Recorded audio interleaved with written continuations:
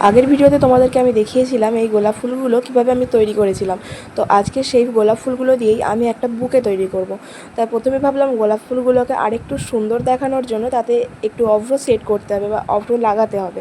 তাই একটা পাত্রে আমি ভালোভাবে অভ্রটা ঢেলে নিয়ে তারপর গোলাপ ফুলের সাথে ভালো করে সেট করে নিচ্ছিলাম আটা দিয়ে। পরপর একটা একটা করে প্রত্যেকটা গোলাপ ফুলকে আমি এইভাবেই অভ্র দিয়ে সেট করেছি।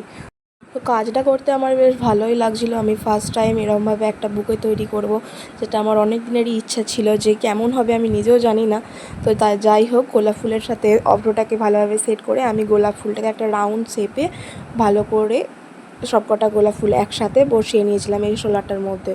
তোমরা দেখতে পাচ্ছ যে কী সুন্দরভাবে মানে ফুলগুলো দেখতে সুন্দরই লাগছে, গোলাপ ফুলগুলো দেখতে সুন্দর লাগছে। তো যাই হোক, এটা হচ্ছে আমার গোলাপ ফুলের বুকের ফাইনাল লুক। তোমরাই দেখে বলো যে ফুলটা কেমন হয়েছে, মানে বুকেটা কেমন হয়েছে। আমার তো বেশ ভালোই লেগেছে, তোমরা দেখে বলো কেমন হয়েছে। তো আজকের মতো এখানেই, নেক্সট পার্টে আবার অন্য কোনো নতুন ক্রিয়েটিভিটি নিয়ে তোমাদের সাথে দেখা হবে। টাটা।